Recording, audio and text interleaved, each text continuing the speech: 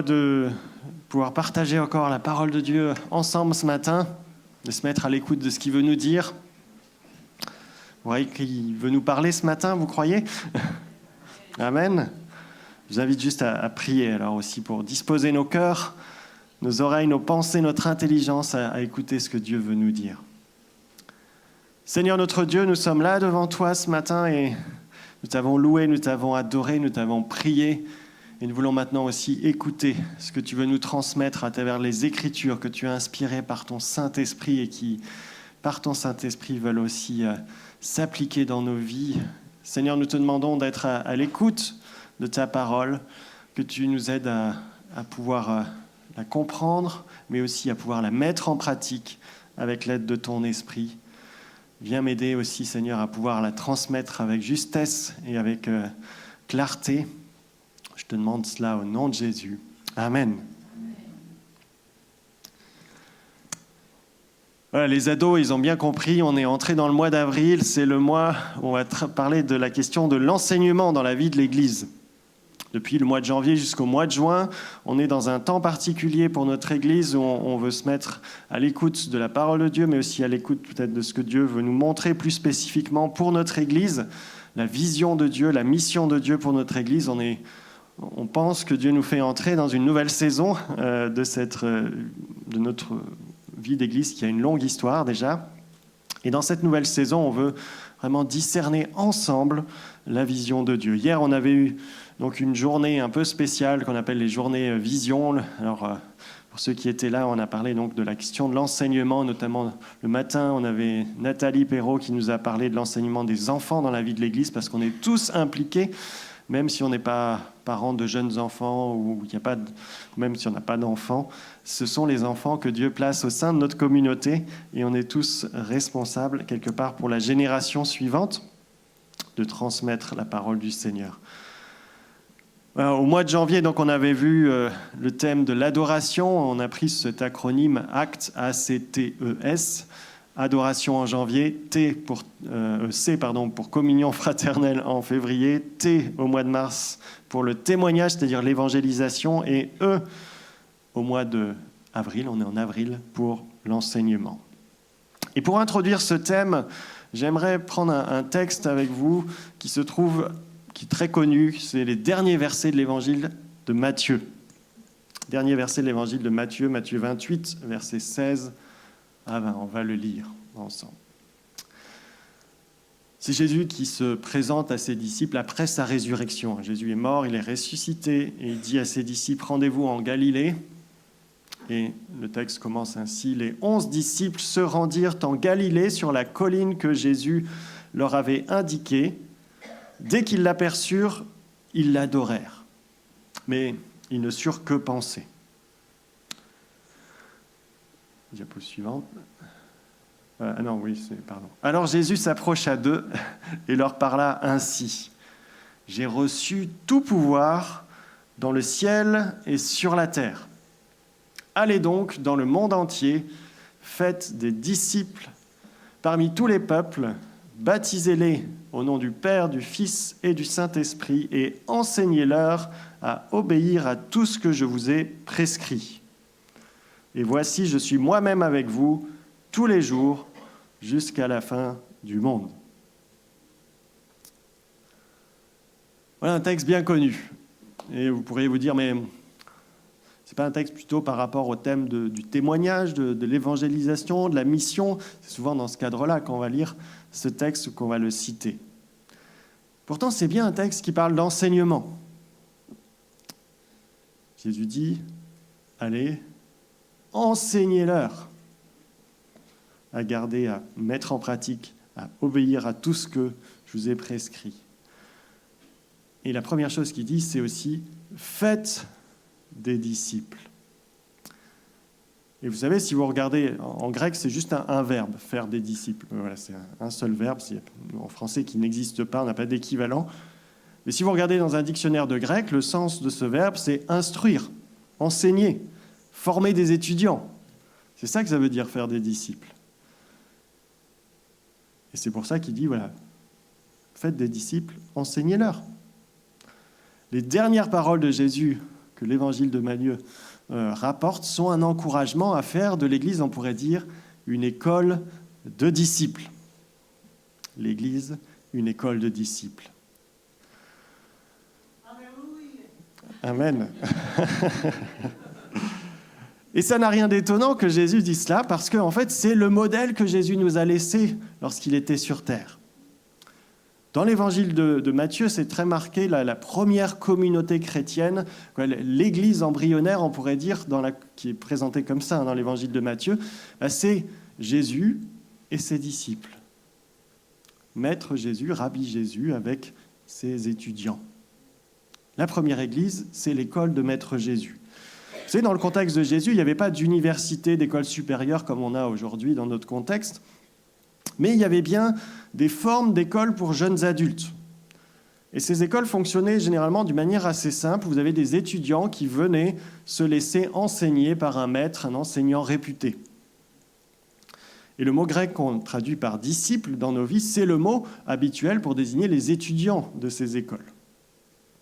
Dans le monde grec ou romain, ceux qui connaissent un peu la philosophie, vous avez déjà entendu parler des écoles philosophiques où c'était le principe, vous aviez un grand philosophe, Aristote, Platon ou d'autres, et vous aviez ses disciples qui venaient discuter avec lui, écouter son enseignement, et ça formait une école. Vivre, il y avait une forme de vie commune aussi dans cette forme d'école, c'était pas juste on venait comme ça et on repartait. Dans le judaïsme, c'était aussi quelque chose qui commençait à se développer à l'époque du Nouveau Testament.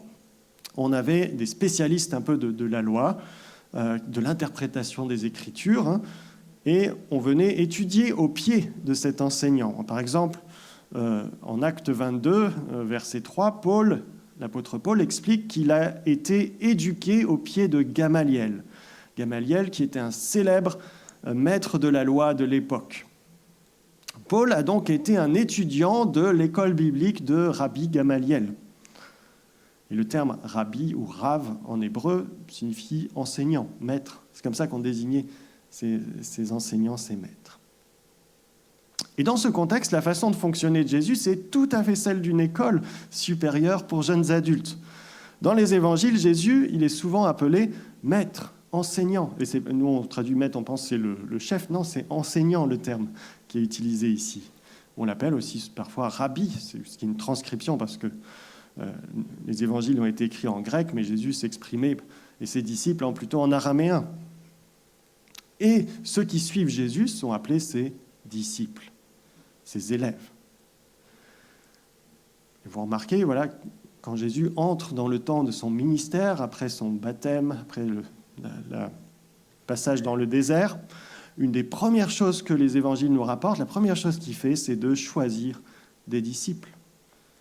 Dans l'évangile de Matthieu, au chapitre 4, verset 19, c'est le tout début du ministère de Jésus. Jésus va aller voir deux jeunes pêcheurs de poissons, des Simon-Pierre et son frère André, qui sont à la pêche, en train de travailler, c'est leur travail. Et il va leur dire « Suivez-moi, et je vais faire de vous des pêcheurs d'hommes. » Autrement dit, venez dans mon école, je vais vous apprendre une autre forme de pêche. Et une pêche dont l'enjeu est bien plus crucial que la pêche aux poissons. Et puis, juste après, on a Matthieu 5, verset 1, qui introduit le sermon sur la montagne, qui occupe 3 chapitres dans l'évangile de Matthieu, un magnifique enseignement de Jésus. Et le texte est introduit comme ça, Jésus monte sur une colline. Le texte dit, Jésus s'assoit, les disciples viennent vers lui, puis il ouvre la bouche pour enseigner. Et c'est tout à fait comme ça que fonctionnaient les enseignants, les écoles, on va dire, de l'époque. Le maître était assis, les disciples à ses pieds, étaient assis à côté, et puis il enseignait. Le modèle que Jésus nous a laissé, c'est celui d'une école. J'appellerais le CCPJ, le cours chrétien par Jésus. Mais remarquez, le CCPJ, ce n'est pas un lieu où les étudiants venaient pour juste quelques heures de cours puis rentraient chez eux, comme on ferait dans une école aujourd'hui. Le CCPJ, d'ailleurs, ce n'est pas un lieu. C'est une communauté. L'école de Jésus, c'est une communauté, c'est une école à laquelle on appartient. Ce n'est pas une école où on vient, c'est une école à laquelle on appartient. Les disciples Jésus, ils n'étaient pas disciples de 8h à 17h du lundi au vendredi, peut-être pas le mercredi après-midi en dehors des vacances scolaires. Non, être disciple de Jésus, c'est une façon d'être, c'est un mode de vie qui implique toute notre vie. Les disciples Jésus sont des disciples quand ils écoutent Jésus les enseigner, mais aussi lorsqu'ils partent prêcher, guérir les malades, mais aussi lorsqu'ils sont sur le bateau, ou lorsqu'ils mangent, lorsqu'ils dorment, lorsqu'ils sont en famille. Quoi qu'ils fassent, ils sont des disciples. Et ça, c'est le modèle que Jésus nous a laissé. Première église, une école de disciples dirigée par Jésus. Et dans le texte que nous avons lu, nous voyons que le désir de Jésus, c'est que ce modèle se poursuive, même après qu'il soit monté au ciel. Et plus qu'un désir, c'est un ordre qu'il nous laisse. Faites de toutes les nations des disciples. Même après sa résurrection, qu'il soit monté au ciel, l'Église reste composée de disciples, c'est-à-dire d'étudiants. L'école de Jésus-Christ ne disparaît pas quand le Maître monte au ciel. Et dans le livre des Actes, on nous raconte justement la suite de l'histoire après l'ascension de Jésus. Et savez-vous comment les chrétiens sont désignés de façon générale dans le livre des Actes? Comment on appelait les chrétiens? Des disciples. Si vous lisez le livre des Actes, on nous dit les disciples étaient réunis. Ce n'est pas les 12 disciples, c'est tous les chrétiens qui sont appelés comme ça dans le livre des Actes. Amen. Voilà, on a des disciples. Vous êtes des disciples. Est-ce qu'on est conscient de ça, qu'on est tous des disciples à l'école de Jésus? Et que par conséquent, l'Église est une école de disciples. Il y a certaines personnes qui ont dit, qui ont même peut-être une vision en disant notre Église, peut-être un jour, pourrait mettre en place une école biblique ou accueillir peut-être dans nos locaux une école biblique. Et rappelons-nous que déjà, en tant qu'Église, dans notre identité, selon la Bible, par définition, on est une école de disciples. Et on ne parle pas ici d'un lieu où on vient, comme l'Église. Hein. Rappelez-vous, l'Église, c'est un peuple, avant tout, auquel on appartient. Paul parle d'un corps. L'Église est comme un corps dont on est un membre, ou un temple dont nous sommes les pierres vivantes. Et quand on dit que l'Église est une école de disciples, c'est la même chose. Nous sommes des disciples à l'école du Christ à chaque seconde de notre vie. Quand nous sommes rassemblés pour se mettre à l'écoute de la parole de Dieu ensemble ou pour faire de l'étude biblique, mais aussi lorsque nous sortons de ce lieu, la formation continue. Quand nous sommes chez nous, en famille, au travail, sur notre lieu d'étude, paradoxalement, on est doublement à l'école en tant que chrétien. Quand nous mangeons, quand nous dormons, quoi que nous fassions, nous restons des disciples du Christ. Ça fait partie de notre identité chrétienne. Alléluia. Alors, je ne sais pas si c'est très vendeur non plus de parler de l'Église comme une école. Je ne sais pas, peut-être que certains d'entre vous ne gardez pas des très bons souvenirs du passage à l'école. On y est tous passés un jour ou l'autre normalement dans nos vies, même pas mal d'années. Je ne connais pas beaucoup d'enfants qui vont à l'école en sautant de joie. Ouais, on va à l'école. En tout cas, pas les miens. C'est plutôt quand ils reviennent de l'école ou que c'est le début des vacances que là, ils sautent de joie. Je ne sais pas voilà, si c'est aux enfants, c'est pareil. Alors, pour être honnête, moi aussi, j'étais comme eux, à leur époque, à leur âge en tout cas. J'étais pas spécialement passionné par les études au collège, au lycée, même au début de la fac. Et pourtant, j'ai fini par faire un doctorat. Bon, des fois. Voilà.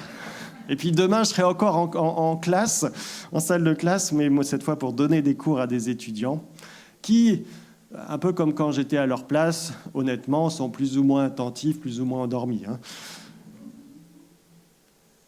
Et c'est vrai qu'on n'a pas toujours une bonne image de l'école, mais quelle que soit notre expérience de l'école, à travers cette image-là, qu'on est tous des étudiants à l'école du Seigneur, ce que Dieu veut nous faire comprendre, c'est qu'on a des choses à apprendre. En nous appelant disciples, Jésus veut nous faire comprendre qu'on a encore beaucoup à apprendre. Parce que pour être un étudiant, un disciple, il faut être enseignable, être prêt à être enseigné parce que Dieu veut nous enseigner. Et ça, honnêtement, ce n'est pas toujours facile, n'est-ce pas surtout en tant que Français. Vous savez, à l'étranger, les Français n'ont pas toujours très bonne réputation, et notamment, une des choses qu'on leur reproche, c'est leur arrogance. Et je crois que ce n'est pas tout à fait volé. On se croit un peu les plus intelligents, on pense avoir tout compris. Alors, si vous n'êtes pas d'accord, je vais vous expliquer. Et parmi les Français, peut-être que les Parisiens sont encore probablement ceux qui ont le mieux tout compris. Quand un Parisien va en vacances en province, il peut aller voir un éleveur de moutons qui, depuis 40 ans, élève des moutons de génération en génération, et lui expliquer comment il devrait élever des moutons. Parce qu'à Paris, c'est bien connu, il y a plein de moutons. Et dans l'Église, c'est pas toujours mieux. Tout le monde a son idée sur tout, parfois. Moi, je sais comment ça devrait être. On est les sachants, et les autres n'ont pas toujours bien compris. Mais ce n'est pas le modèle que Jésus nous laisse ici. Et on voit bien, même dans les évangiles, les disciples, ils se disputent, et notamment, ils veulent savoir qui est le plus grand. Je ne sais pas si vous vous rappelez de ce passage. Et qu'est-ce que fait Jésus quand ils disent « Dis-nous, c'est qui le plus grand ?» Il appelle un petit enfant, et il le met au milieu d'eux. Il leur dit « Voilà le plus grand. » Un enfant, c'est celui qui a beaucoup à apprendre. Et notre Seigneur nous invite à l'humilité, à devenir comme des petits enfants, à reconnaître que face à Dieu, un Dieu à la connaissance infinie, je ne sais rien. Donc j'ai tout à apprendre. Mais est-ce que je suis prêt à devenir comme un enfant qui a encore beaucoup à apprendre ? Est-ce que je suis prêt à entrer dans l'appel qui est le nôtre en tant que chrétien, celui de disciple à l'école du Christ ? Et c'est un enjeu fondamental. Vous savez, dans les évangiles, là aussi, on nous raconte qu'il y avait des maîtres de la loi, des enseignants par excellence, des érudits, qui sont passés à côté de ce que le Seigneur et leur Sauveur Jésus-Christ voulaient leur révéler, voulaient leur faire comprendre. Ils sont passés à côté de Jésus, leur Messie, leur Sauveur. Et pourquoi ? Parce que le texte parle notamment qu'ils avaient le cœur endurci, l'intelligence endurcie. Ils n'étaient pas prêts à se laisser enseigner par Jésus. Et si notre cœur est fermé, qu'on pense ne rien avoir à apprendre, on ne peut pas être un élève à l'école du Christ. On ne peut pas être son disciple. Et si on ne peut pas être un disciple, quelque part, on ne peut pas être sauvé. Si nous ne devenons pas comme un petit enfant, dit Jésus, nous ne pouvons pas entrer dans le royaume de Dieu. Accepter d'être tel un enfant qui a tout à apprendre, c'est une question fondamentale pour la foi chrétienne. Mais si nous sommes prêts à ouvrir nos cœurs, à nos pensées, à notre Seigneur Jésus, à notre enseignant Jésus, à Rabbi Jésus, alors je vous dis, bienvenue à l'école de Jésus-Christ. Bienvenue au CCPJ, le cours chrétien par Jésus. Et le premier point, je crois le plus important de tout, quand on veut comprendre ce qu'est cette école que Jésus nous appelle à être en tant qu'Église, bien sûr c'est une image, on ne va pas mettre des bancs, etc. Voilà, c'est une école particulière. Mais le premier point qu'il nous faut retenir, c'est qu'il s'agit de l'école de Jésus-Christ. Et ça se voit bien dans le texte que j'ai lu tout à l'heure. Premièrement, Jésus est le directeur de l'école. Jésus est le directeur de l'école. Et c'est la première chose qu'il rappelle. Qu'est-ce qu'il dit quand il se montre à ses disciples en premier ? « J'ai reçu tout pouvoir dans le ciel et sur la terre. Toute autorité m'a été donnée sur le ciel et sur la terre. » Jésus est le chef de l'Église qui a reçu cette autorité de Dieu, le Père. Il est le directeur de l'école, autrement dit. Et c'est lui-même qui vient recruter les étudiants. Rappelez-vous, il vient trouver Pierre et André, il leur dit « Suivez-moi ». Ils n'ont rien demandé. Il leur dit « Suivez-moi, je ferai de vous des pêcheurs d'hommes ». C'est lui qui vient te dire « Bon, c'est bien les études de pêche, mais j'ai une formation encore mieux pour toi. Une formation qui va affecter absolument tous les domaines de ta vie. Une formation qui va te permettre de vivre la vie pour laquelle Dieu t'a créé. » C'est ça l'objectif. Une formation qui va te faire comprendre le sens de ta vie. Une formation qui a des conséquences non seulement pour quelques années, mais pour l'éternité. Jésus a reçu toute autorité, il est le directeur du CCPJ, et c'est lui qui vient nous appeler à son école. Deuxièmement, c'est pas seulement le directeur, Jésus, mais c'est même celui qui a payé lui-même les frais d'inscription. Il a même passé l'examen d'entrée à notre place. Et heureusement, parce que personne n'est assez bon pour entrer dans l'école d'un Dieu infini, éternel, parfait, 3 fois saint. Et si nous devions passer l'examen d'entrée, nous échouerions tous lamentablement. Parce qu'on est incapable de tenir notre langue, incapable de garder nos yeux pour ne pas regarder l'autre de travers, incapable de comprendre qui est vraiment Dieu par nous-mêmes. Mais Jésus a passé lui-même l'examen d'entrée à notre place. Lui, il est le seul à avoir jamais échoué, jamais péché. Il n'a jamais échoué à faire la volonté de Dieu, parce qu'il est aussi Dieu. Il a volontairement choisi de souffrir à notre place. Il a payé lui-même le prix de notre entrée dans son école, et il a payé très cher. Ce n'est pas n'importe quelle école. Il a payé très cher jusqu'à sa propre vie, donnée pour nous en mourant sur la croix. Jésus mort sur la croix dans d'atroces souffrances pour nous donner la vie véritable, la vie dans son royaume, la vie dans son école. Et c'est bien pour ça que la formation à l'école de Jésus commence par un acte bien particulier. Ce que dit Jésus ici, la première chose, faites de toutes les nations des disciples, en les baptisant au nom du Père, du Fils et du Saint-Esprit. Le baptême, c'est l'acte qui marque officiellement notre entrée dans l'école de Jésus. Et ce n'est pas un examen d'entrée, le baptême. Alors on fait des cours de préparation au baptême, mais il n'y a pas d'examen à la fin. Il n'y a pas de... Voilà, le baptême n'est pas un prix à payer. Il n'y a rien de très compliqué à se plonger dans l'eau, en général, en tout cas si on est en santé correcte.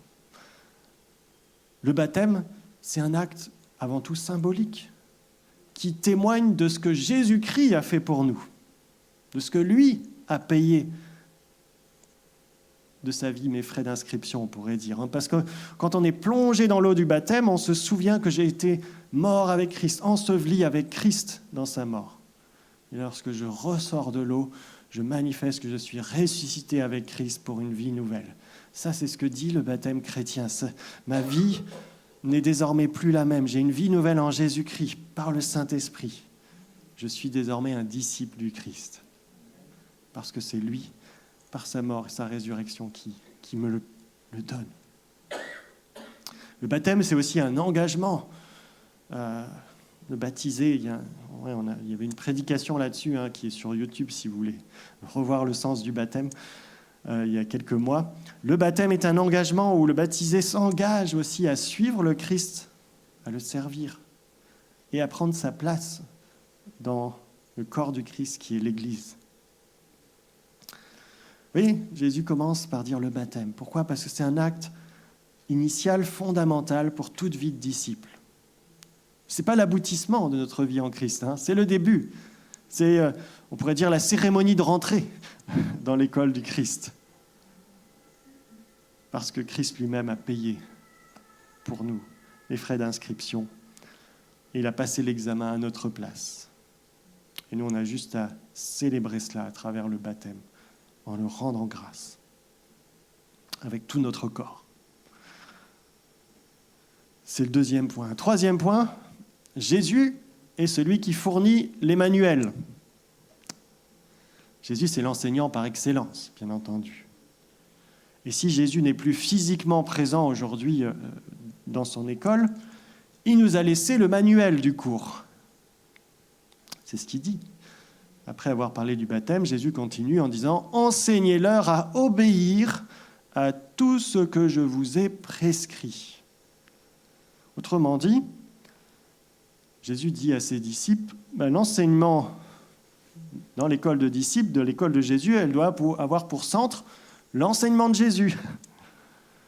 Et c'est pour cela que les premiers disciples de Jésus, les apôtres, ont travaillé avec leurs collaborateurs, notamment à mettre par écrit l'enseignement de Jésus. C'est pour ça qu'on a les évangiles, c'est pour ça qu'on a aussi tout le Nouveau Testament qui nous rappelle le message de Jésus-Christ, la bonne nouvelle de Jésus-Christ. Et ça, c'est le fondement de notre enseignement dans la vie de l'Église, qu'on trouve à travers la Bible, la parole de Dieu. C'est comme ça que ça nous a été transmis, ce que le Seigneur a prescrit, avant tout par les Écritures. Mais voilà, quand on lit la Bible, il faut toujours se rappeler ce que rappelle Jésus, que toute la Bible doit être lue à la lumière de la vie, de l'œuvre, de l'enseignement de Jésus-Christ. Jésus, c'est le centre, la clé de lecture de toutes les Écritures, de toute la Bible. Et enfin, Jésus assure lui-même le suivi des étudiants. Parce que si Jésus a confié à ses disciples la transmission de son enseignement, il ne les a pas abandonnés pour autant. Il n'a pas dit « Bon, salut, je m'en vais, je vais au ciel, débrouillez-vous maintenant, hein, sans moi. » Non, qu'est-ce que dit Jésus? Les dernières paroles dans l'évangile de Matthieu. « Et voici, je suis moi-même avec vous, tous les jours, jusqu'à la fin du monde. » Et comment Jésus rend cela possible? Ça, on le lit dans le livre des Actes notamment et dans d'autres textes du Nouveau Testament, à travers son Saint-Esprit qu'il a déversé sur son peuple, sur son Église. C'est l'Esprit du Christ, la présence du Christ parmi nous, qui nous accompagne tout au long de la formation, tout au long de notre vie de disciples. Et sans la présence du Christ, à travers le Saint-Esprit, on serait bien incapable d'avancer dans la formation. C'est, l'apôtre Paul dit, le Saint-Esprit qui nous donne la pensée du Christ. C'est le Saint-Esprit qui vient illuminer notre intelligence pour nous aider à comprendre les Écritures, à comprendre la volonté de Dieu. C'est lui aussi qui vient transformer et former notre caractère pour qu'il soit toujours plus conforme à celui du Seigneur. Et c'est lui qui nous permet aussi de surmonter les examens, les épreuves, les tests qu'on a tout au long de la formation. Il y aurait encore beaucoup à dire sur l'Église comme école de disciples. Je dirai encore 1 ou 2 points après, mais je pense que ce premier point est fondamental et central. C'est l'école de Jésus-Christ. Il en est le directeur. C'est lui qui a passé l'examen d'entrée à notre place. C'est lui l'enseignant par excellence. C'est lui qui assure même l'accompagnement au quotidien par son Saint-Esprit. Et dans la vie de l'Église, dans notre vie d'Église en tant qu'école de disciples, rappelons-nous cela, Christ est toujours et doit toujours rester le fondement et le centre de notre enseignement. Il ne peut pas y avoir d'autre fondement. Ça, c'est fondamental. Alors, je mentionnerai encore 2 points peut-être sur le modèle que Jésus nous laisse pour la formation. Le premier point, c'est celui que j'ai présenté hier pour ceux qui étaient là hier après-midi dans notre journée vision. Je vais juste résumer en quelques phrases. C'est l'idée que la formation de Jésus est une formation complète qui implique à la fois le savoir, le faire et l'être. Le savoir, le faire et l'être. Le savoir, d'abord, c'est la formation qu'on pourrait dire biblique ou théologique. C'est savoir qui est Dieu. On a besoin de comprendre qui est Dieu, qui est Jésus, comment être sauvé, quelle est la volonté de Dieu pour ma vie de façon plus large, pour mes relations, dans plein de domaines. Dans l'évangile de Matthieu, on trouve plusieurs grands discours de Jésus, comme le sermon sur la montagne, où Jésus enseigne ses disciples, leur donne des fondements, leur explique comment comprendre les Écritures. Ça, c'est le modèle de Jésus. Et les disciples l'interrogent, posent des questions, échangent avec lui. On a besoin dans l'Église de progresser et d'avoir des temps de formation biblique. Alors, théologique, c'est un grand mot, mais ça veut dire de comprendre qui est Dieu. La théologie, c'est ça. Et c'est ce qu'on essaye de faire durant les temps de prédication, les temps d'études bibliques. On a parfois d'autres formations. On a la préparation au baptême, qu'en général, pour ceux qui veulent se faire baptiser, ça commence La semaine prochaine, on a une nouvelle session. Mais ça serait possible aussi d'envisager d'autres temps d'enseignement. Et il y a plein de lieux possibles pour ça. Mais c'est un premier aspect. Peut-être le plus évident, celui auquel on pense quand on parle d'enseignement en général. Mais n'oublions pas qu'il y a aussi un deuxième aspect. C'est la formation, on pourrait dire, pratique, le faire. Parce que Jésus ne s'est pas contenté d'enseigner ses disciples par des discours. Il leur a aussi montré comment prêcher, comment agir auprès des malades, des perdus. Et puis, très rapidement, Jésus, il envoie ses disciples en stage pratique. Il leur dit, allez-y, maintenant à votre tour. Et si vous regardez dans les évangiles, c'est assez tôt, hein, il n'a pas encore fait une grande formation, Jésus, mais il les envoie, il dit, allez, deux par deux, annoncez la bonne nouvelle, priez pour les malades, etc. Ils ont dû aussi ramer pour traverser le lac, c'est très concret. Ils ont parfois aussi dû distribuer la nourriture aux foules, des milliers de personnes. Jésus a multiplié la nourriture, mais il faut encore leur distribuer la nourriture. C'est toute une organisation et c'est du boulot. Et puis voilà, ils sont partis aussi annoncer la bonne nouvelle, guérir les malades, délivrer les démoniaques. Il y a un côté pratique à la formation avec Jésus. Ça reste pas juste de la théorie. D'ailleurs, Jésus, dans le texte qu'on a lu tout à l'heure, il dit « Enseignez-leur à obéir ». Littéralement, à garder tout ce que je vous ai prescrit, mais garder, c'est un terme juif qui veut dire obéir, mettre en pratique. Ce n'est pas juste apprendre par cœur l'enseignement de Jésus qu'on est appelé à faire. Ça ne sert à rien de connaître la Bible par cœur si elle n'a aucun impact sur nos vies. C'est mettre en pratique l'enseignement de Jésus. Et dans la vie de l'Église, c'est important d'avoir aussi ces lieux de formation très concrets, pratiques. Peut-être que ce soit pour le service dans l'Église, comment faire l'accueil, comment faire le ménage, où sont les balais, etc. Voilà. Comment présider le culte pour certains, enseigner les enfants, comment donner son témoignage. Et aussi des lieux de formation pour notre témoignage du quotidien, pour notre vie de disciple au quotidien, comment être un bon mari, une bonne épouse, être des parents, des grands-parents selon la volonté de Dieu. Et voilà, il y a plein de sujets possibles, mais qui sont très concrets, très pratiques. Et puis troisième aspect, c'est la formation du caractère, de l'être. Pour pouvoir obéir à ce que Jésus a prescrit, il ne suffit pas seulement d'un peu d'entraînement. Vous savez, quand Jésus dit « aimez ses ennemis, aimez vos ennemis, pardonnez, faites-vous les serviteurs de tous, portez votre croix ». Ce n'est pas si simple, Il ne suffit pas juste de le dire ou de le savoir. Et ça, pourquoi ce n'est pas si simple ? Parce que ça implique que le Saint-Esprit vienne transformer notre caractère, notre personne, pour qu'il soit toujours davantage, toujours plus conforme au caractère et à la pensée du Christ. Et dans les évangiles, c'est surtout à travers la vie communautaire que Jésus va aider les disciples à progresser. La vie ensemble. Parce que c'est là que ça frotte en général un peu. Et lorsque les disciples se disputent pour savoir qui est le plus grand, on l'a vu tout à l'heure, Jésus va leur faire comprendre qu'il faut devenir comme un enfant. De la même manière, le Seigneur utilise la vie très concrète de nos relations dans la vie de l'Église. C'est pour ça que c'est important de prendre part aussi et travailler aussi ces relations, avoir des lieux où on se rencontre, on ne vient pas juste de manière incognito. L'Église, c'est une vie communautaire. Parce que Dieu utilise cela pour aussi former notre caractère.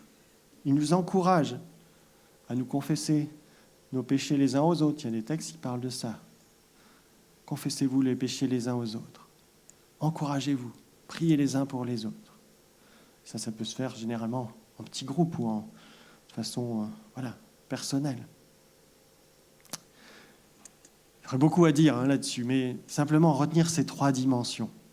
La formation selon le modèle de Jésus, le savoir, la formation biblique, théologique, les connaissances de ce qui est Dieu, etc. Le faire, la formation pratique, et l'être, notre caractère. Et puis dernier point, je pense qu'il est important aussi de retenir et qui est aussi un élément clé du passage que j'ai lu au début, c'est que dans l'école de Jésus, on n'est pas seulement des élèves, on n'est pas seulement des étudiants. On est tous aussi impliqués dans l'enseignement. Jésus a dit à ses disciples, le texte dit comme ça, il dit à ses étudiants, faites des étudiants, faites de toutes les nations des disciples. Jésus dit à des disciples de faire des disciples. Les élèves du Christ doivent à leur tour enseigner ce qu'ils ont appris du Christ. Et dans la vie de l'Église, on est tous partie prenante de la formation, pas seulement en tant qu'étudiant, en tant que disciple, mais aussi en tant que, d'une certaine manière, enseignant. Alors, il y a des dons différents dans la vie de l'Église. Certains ont un appel plus spécifique dans l'enseignement, notamment biblique ou théologique. D'autres, peut-être, sont plus doués pour transmettre une formation pratique. Tout le monde n'est pas appelé à prêcher ou à être un pasteur enseignant, on va dire. C'est un des rôles importants du ministère pastoral. Mais on est tous appelés à être des disciples qui font des disciples. Alors, on peut réfléchir comment ça peut se manifester dans les 3 axes que j'ai pris tout à l'heure. Formation biblique, théologique, on n'est peut-être pas tous des spécialistes des Écritures, mais on peut tous partager autour de la Bible avec nos frères et sœurs de manière... il y a des occasions de réunion, mais ça peut être de manière informelle aussi. Ah, mais comment tu comprends ça? Et puis, moi, ça me parle. Et échanger sur ce que nous avons lu, partager des ressources parfois aussi qu'on trouve qui peuvent être utiles pour progresser. Des livres, parfois des vidéos sur YouTube ou des enseignements. On est tous impliqués. Au niveau de la formation pratique, si on a des compétences dans un domaine, moi je suis plutôt, on est engagé dans un service ou même dans le domaine en dehors de l'Église, on peut aussi partager ces connaissances avec d'autres. Ceux qui savent faire fonctionner la sono, des fois, ils font des petites formations, j'ai vu, avec ceux qui seraient prêts à donner un coup de main là-dessus. Et ça, il y a plein de besoins très concrets dans la vie de l'Église. C'est vrai que la sono, ils ne peuvent pas faire la louange et en même temps la sono. Et donc, c'est compliqué. Parfois, on aurait besoin d'avoir des personnes formées pour ça, qui soient derrière les manettes. Les pros du ménage dans l'Église, ils peuvent vous montrer, si vous êtes volontaire, comment on procède pour faire le ménage dans nos locaux. On peut vous faire des petites formations. Et puis, il y a plein d'autres domaines dans la vie de l'Église. Vous voyez, on peut se former les uns les autres. Formation pratique. Et au niveau du caractère, là aussi, je crois, on a vraiment besoin les uns des autres. On peut prier les uns pour les autres. Apprendre à être à l'écoute lorsqu'un frère ou une sœur nous partage un fardeau ou un péché. Nous encourager les uns les autres dans notre marche avec Christ. Et ça peut être en se rencontrant de façon informelle, ça peut être des choses qui s'organisent en groupe de 2 ou 3, c'est souvent des choses qui se font plutôt en petits groupes, ou en s'appelant au téléphone, de façon, des relations parfois un peu naturelles, des choses simples. Mais en faisant cela, on est des disciples qui participent à la formation d'autres disciples. Et on le fait tous ensemble. Mais dans l'Église, il n'y a pas forcément juste un qui forme un autre. Alors, parfois, il y en a des personnes qui ont plus d'influence dans ce domaine-là dans nos vies. Mais on est tous impliqués quelque part et on se forme les uns les autres. Est-ce qu'on est conscient de ça? Amen. Voilà donc quelques pistes pour être une Église qui entre dans l'appel du Christ ressuscité. Faites de toutes les nations des disciples. Être une école de disciples. Est-ce qu'on est prêts, nous tous, à prendre part à la vie du CCPJ, le Centre chrétien par Jésus? Non, le cours chrétien par Jésus, pardon. Est-ce qu'on est prêt à laisser encore le Seigneur nous former, nous transformer? On doit avoir cette disponibilité-là. Est-ce que nous sommes prêts également à être des disciples qui participent à la formation d'autres disciples?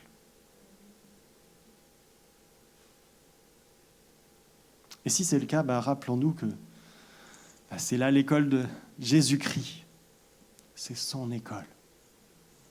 C'est la première chose qu'il faut retenir. C'est son école. Ce n'est pas l'école d'un tel ou d'un tel. C'est l'école de Jésus-Christ. C'est lui le directeur, c'est lui le pourvoyeur, c'est lui l'enseignant par excellence. Alors oui, il y aura aussi des périodes de tests, d'examen, des épreuves. Ça fait partie de la manière dont le Seigneur nous fait progresser selon la parole de Dieu. Ça ne sera pas toujours facile.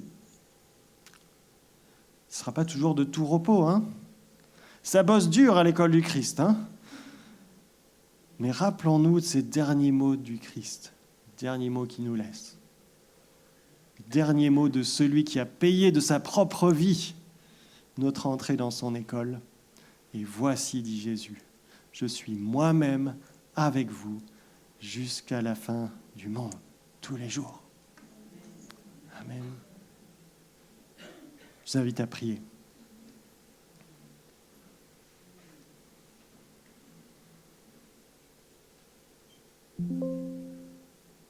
Seigneur notre Dieu, nous te rendons grâce encore pour ta parole. Ces mots que Jésus, tu as prononcés maintenant il y a 2000 ans, résonnent encore en nous parce qu'ils sont toujours d'actualité. Et Seigneur, nous te prions et te demandons que tu nous aides en tant qu'Église à devenir toujours plus une école selon ton cœur, une école de disciples qui fait des disciples. Et Seigneur, en premier lieu, je te prie que tu nous aides à chacun d'entre nous à accepter qu'on a encore beaucoup à apprendre de toi, que tu veux encore nous former, nous façonner. Seigneur, donne-nous d'avoir l'humilité d'un petit enfant qui, comme un enfant, Seigneur, a encore beaucoup à apprendre. Et même si nous avons beaucoup d'années déjà d'expérience avec toi, même si nous avons déjà vécu et appris beaucoup de choses, tu es un Dieu infini, sans limite, et il y a encore toujours beaucoup à apprendre avec toi. Tu veux encore façonner nos vies, façonner nos caractères, nous mettre en œuvre pour pouvoir mettre en pratique, Seigneur, ce que tu veux faire. Et Seigneur, nous avons besoin désespérément de ton Saint-Esprit pour cela, de ta présence, l'Esprit du Christ qui vit en nous. Alors nous te demandons encore, Seigneur, de nous aider à te laisser toute la place dans nos vies. Aide-nous à laisser la place à ton esprit dans nos vies. Et pas seulement pour toucher nos émotions, mais aussi notre réflexion, notre intelligence, nos caractères, tous les aspects de notre vie, Seigneur. Viens encore toucher nos vies et nous transformer, nous façonner, nous former. Et on sait, Seigneur, que ce n'est pas pour nous embêter ou pour des difficultés, mais au contraire, c'est parce que à ton école, tu veux nous aider à vivre la vie pour laquelle tu nous as créés. La vie dans ta présence, une vie, Seigneur, marquée, c'est vrai, par des fois des temps difficiles, mais une vie, Seigneur, pour toujours auprès de toi, parce que c'est ce qu'il y a de meilleur pour nous. Alors sois encore honoré, sois loué. Viens encore nous diriger, nous inspirer très concrètement, Seigneur, lorsque nous prenons ce temps, ce mois-ci, sur la vision de l'Église. Aide-nous à percevoir, Seigneur, peut-être les priorités à mettre dans ce domaine, dans l'enseignement, dans notre vie d'Église. Tu nous aides à discerner, Seigneur, aussi comment passer de l'enseignement à la pratique. Et qu'à toi revienne toute la gloire. Au nom de Jésus. Amen.